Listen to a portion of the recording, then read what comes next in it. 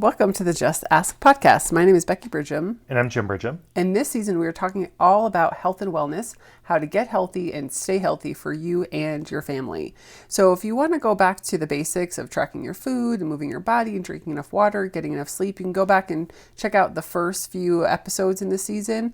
But today we're going to be talking about tracking your workouts. And Jim, I would say, is an expert on this, and I will chime in afterwards with some practical or simpler applications as well. Well, we were talking before we started recording, one of the biggest challenges to folks improving your fitness is you show up to the gym or you show up to your aerobic workout and you just do it. And you don't note, are you going faster? Are you doing the same amount of time?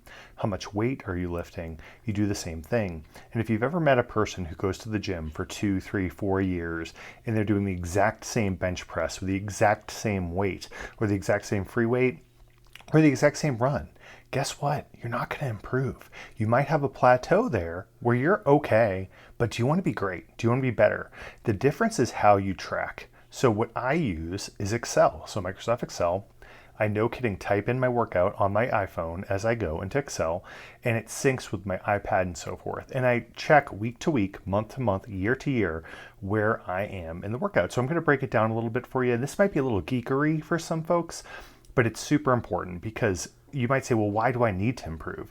Well, if you want to hit that next level physically, or you want to hit that next race or distance, it's vital that you track beyond just, I burned 500 calories. Like, it's great. Many of us have smartwatches. They tell us our calorie burn, our time. That's great, but those are very small pieces of data, because I can tell you right now, my watch is not always accurate in any way, shape, or form. It'll be like, oh my gosh, I hit 400 calories by walking for an hour. We're like, did you really burn that many? Or is it just kind of a rough estimate? It's probably a pretty rough estimate. So I want to get you to that next level physically. So just here, chime in. So here's what I do. I have a column in Excel. And in that column, I add a column each week. So that's just the top to bottom kind of row. And I plug in my number of repetitions and number of sets and the weight. So each set, I'll have 10 repetitions, 5 repetitions at whatever weight. And week to week, I note, am I going up? Now, it's pretty normal if you're lifting heavy that you'll either have a week where you have an injury or you can't move up. That's okay. But I'd suggest that maybe every 4 weeks you try to add at least a pound or 2.5 pounds. So for instance, if I'm deadlifting, let's say mid 300 to 400 pounds, so I'm deadlifting that amount, I want to add 5 pounds, so 2.5 pound plates. Why would I do it? Constant and never ending improvement. If you want to hit the next level in any area of your life, you need constant and never-ending improvement in everything. So that's how you track it. Now, what about runners or people who are walkers or on any kind of cardio equipment? Same idea. Write down all the details that you get off of your equipment if you're using a machine, which you could easily do by taking a photo, or just note whatever information from your watch, everything, distance, calorie burn, your speed. If you can break down, let's say you're doing interval training, how the speed of each interval, and try to just go a little faster each time. Your brain responds differently to either of these scenarios with weightlifting or cardio when you're tracking, because you're competing against someone and you're competing against yourself. And that's such an important milestone. And what I've noted with folks I've worked with, when they start writing down their workouts, they get better. But here's another thing too. Let's say you're working out for 6 months and you hit the physique you want and you're killing it, you're rocking it. Make sure you note that in your log. And here's why. Many folks like Tim Ferriss, who's a big podcaster, or there's a number of other folks in the fitness world, they have notebooks for every workout they've ever done, all the way through their entire life. So if they want to change their physique, they go back to that notebook and do what they did then. Because the person who you can get a workout for men's health, women's health, whatever, but the workout that changes your physique is going to be unique to you. So if you get the physique you want, by charting this stuff, you go back to that same workout.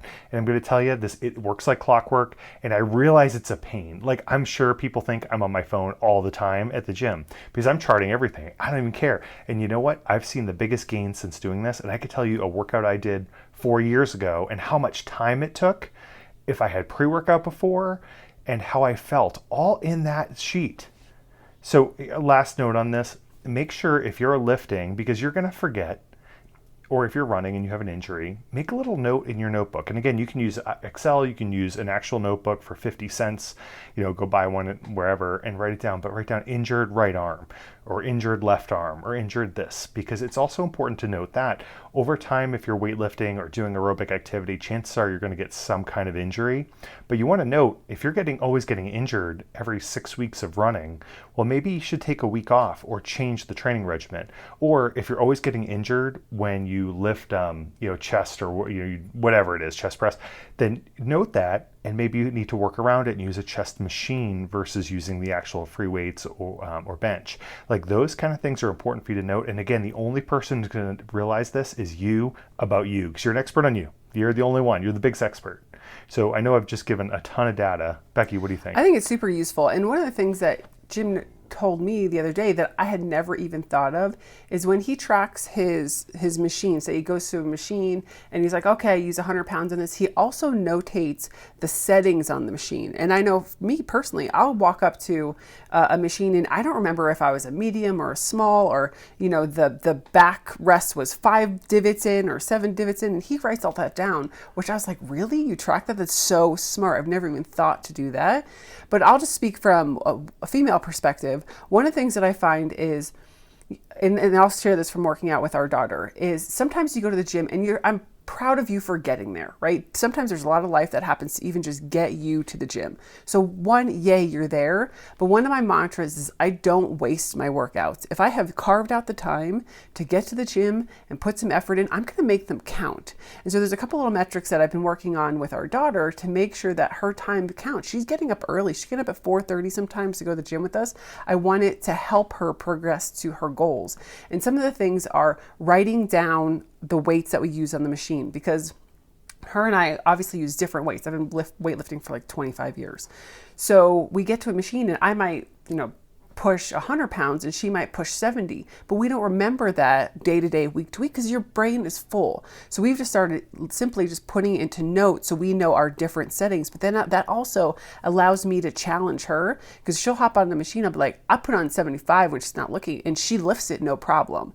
And this is where I would challenge you. If you write it down and you're trying to progress, you might find you thought mentally, wow, I could lift 70 pounds, and then you put it to 80 and you put it to 90. You're like, wow, I'm a lot stronger than I would give myself credit for if I wasn't trying to progress. So that's definitely the weightlifting. Like, make sure you're trying to go up even a little bit week to week, month to month, like Jim was saying. And, he was saying you want to get to that peak fitness, but I will tell you that if you're doing the same thing all day, every day for years on end, you're deteriorating. Your body is used to it. And we are, as we age, going to lose more muscle. It's going to take more effort to maintain that physique. So that's why you want to be pushing even harder as you go forward.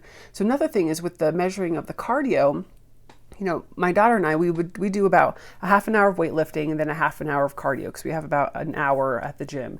And I was noticing that she wasn't really sweating, she wasn't really pushing, and she wasn't burning very many calories, and she was getting frustrated with her progress. It's like, you need to challenge yourself. So one of the things that we use the spin bike, or we use the rope machine or the treadmill. I told her one day, I'm like, I'm going to race you. Let's see how far we can go in 20 minutes. Well, when we got done with the spin bike, she was pushing because she wanted to beat me, and she was sweating. She was burning calories. She was really working out. Like, you're there to work out. You're not there to just hang out for an hour. And at the end, she's like, oh, I went 3 miles. And I was like, great. She's like, how far did you go? And I don't remember. Maybe it was like 3.5, 4 miles or whatnot.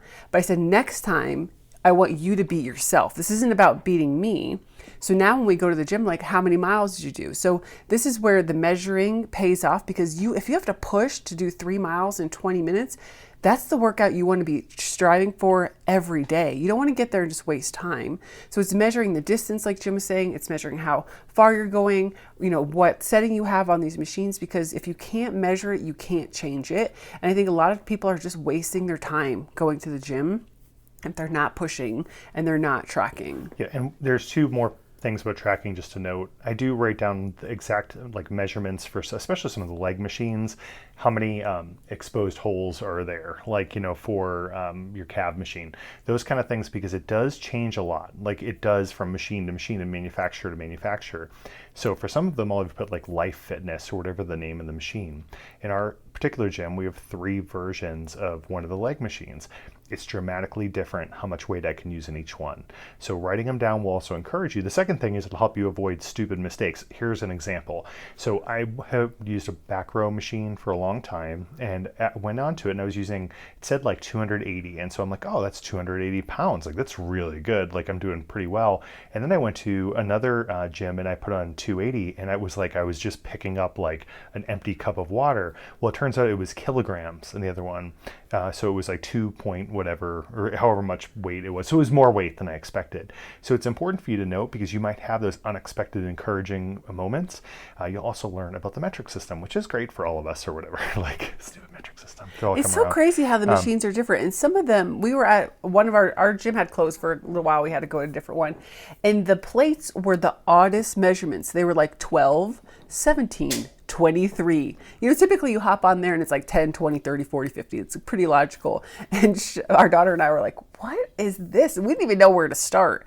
But that's where, another thing is when you are lifting, pick a hole, pick a weight, and then, go a little higher, then go a little higher until you are actually, I always say, if you're not like closing your eyes and pushing that weight, you're not pushing enough. You're there to change your body. You're not there to just move it. And so I would challenge you, if you are weightlifting, try a little higher within reason, within safety concerns. Like, don't be dumb, like Jim would say, but challenge yourself for sure. And then another piece is if you're looking at the barbell that you're using, look in the side, and where you rack the weights, you'll see a little circle, and most of them are a standard weight, which tends to, I think it's 45 pounds, but some of them are actually 25 pounds, and those are used for certain competitions, and they look pretty identical. They're actually a little shorter and traditionally are designed for female athletes.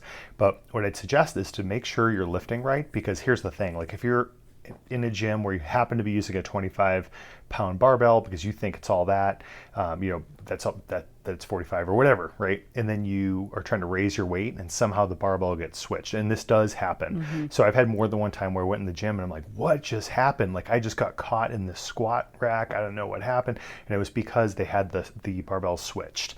So just be aware, it's worth checking. And this is something that the label's not always in there. It's supposed to be for competition, but just note the weight and you can kind of pretty much discern a difference. But they optically, like visually, they look almost identical. They're just slightly shorter, like 2 inches shorter. So we've talked a lot about weightlifting because this is Jim and I's passion. We work out pretty much every day. We both lift weights, we both do cardio, but whatever it is that your passion is. So even if it's walking, if it's gardening, if it's doing Zumba, track them. Because I think when you really write down what you're doing with your body, one, you get credit for it. So if you're kind of having one of those days, you're like, oh, nothing fits, I don't feel good. You can look back at that journal and be like, yeah, you know what? But I worked out 3 times last week. I'm proud of my progress. It also prevents you from giving yourself too much credit. Like, oh, I used to laugh when I was in high school. We would go to the gym with me and my girlfriends, and we'd stop at the smoothie shop afterwards and like just totally drink our whole whatever we thought we were burning. Like it was silly. It was totally pointless. But the idea that sometimes you'll give yourself way more credit for like going to the gym and getting swole. And then when you really look at it, you're like, wow, I only worked out 3 times in the past 2 months. Like maybe it's time to step it up. So it's a way to be honest with what you're doing for your progress and help you get to that next level. Because the whole goal is not even to like look a certain way. It's to feel a certain way. It's to be able to walk up the stairs without getting winded, to be able to play with your kids, to be able to go for a walk with the dog and not feel like you're going to die, right? You want to make sure you're taking care of your body so that it will last a long time and you'll be in your best shape. Yeah, well, go track some things. Go track a workout. We want to thank you for listening to the Just Ask podcast. So send some questions in. We're only going to have a few more episodes this season, and then we're going to move on to something else. So we hope you're getting value out of this. So if you have any questions, please message us. We're happy to answer and provide any guidance. Thanks for listening. Bye.